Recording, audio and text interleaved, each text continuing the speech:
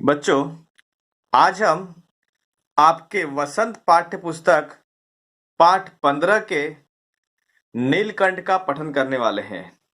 नीलकंठ दो शब्दों से मिलकर बना है। अगर समास विग्रह किया जाए तो नीला है जिसका कंठ अर्थात नीले कंठ वाला। आप सभी जानते हैं मोर को हम नीलकंठ कहते हैं या नीला कंठ वाले कहते हैं, क्योंकि मोर का कंठ जो है, गला जो है, वो नीला होता है।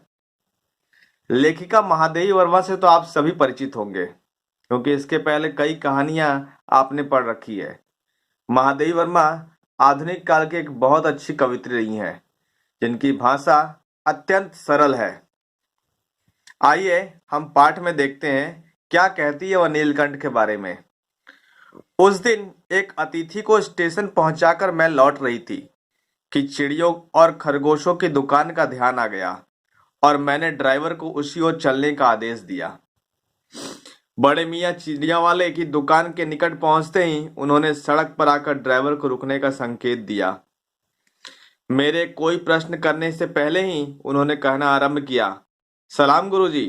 पिछली बार आने पर आपने मोर के बच्चों के लिए पूछा था। शंकरगढ़ से एक चिड़ीमार दो मोर के बच्चे पकड़कर लाया है।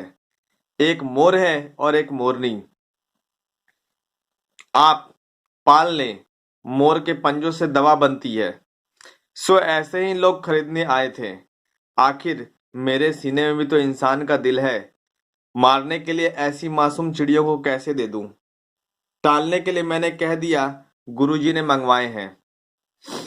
कैसे? यह कमबख्त रोजगार ही खराब है। बस पकड़ो पकड़ो, मारो और मारो। बड़े मियाँ के भाषण की तूफान मेल के लिए कोई निश्चित स्टेशन नहीं थी। अर्थात जब वो दुकानदार बोलता था तो रुकने का नाम नहीं लेता था।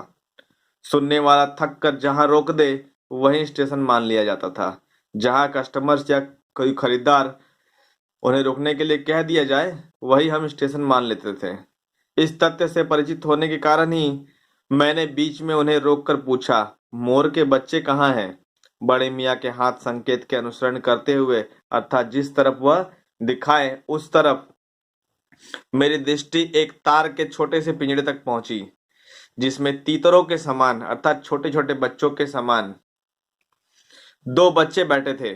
पिंजरा इतना संकीर्ण तथा छोटा था कि वे पक्षी शावक अर्थात पक्षी के बच्चे जाली के गोल फ्रेम में किसी जड़े चित्र जैसे लग रहे थे। जैसे जाली के कोई फ्रेम में कोई पिक्चर या चित्र बना हुआ है, इस तरह से वो लग रहे थे।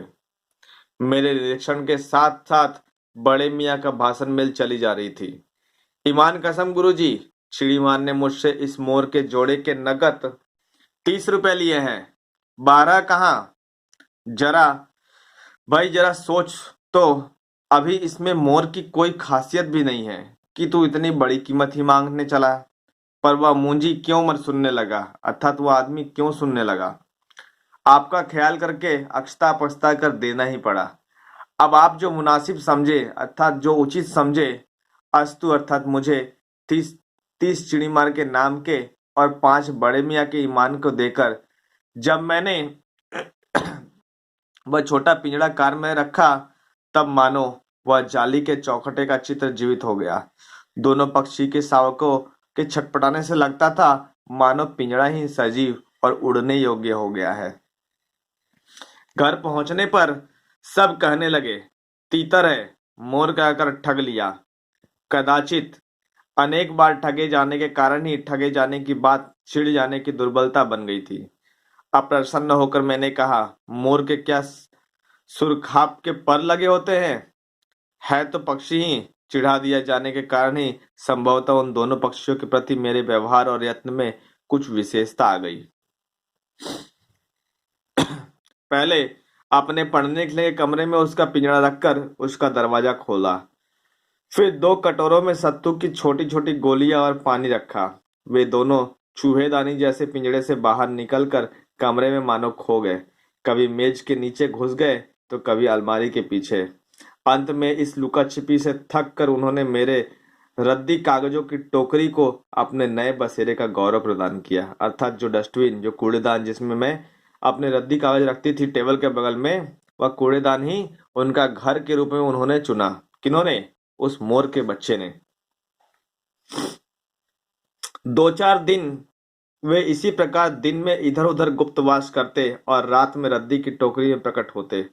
फिर आश्वस्त हो जाने पर कभी मेरी मेज पर तो कभी कुर्सी पर और कभी मेरे सिर पर अचानक आविर्भूत होने लगे, अर्थात अचानक दिखाई देने लगे। खिड़कियों में तो जाली लगी थी, पर दरवाजा मुझे निरंतर बंद रखना पड़ता था।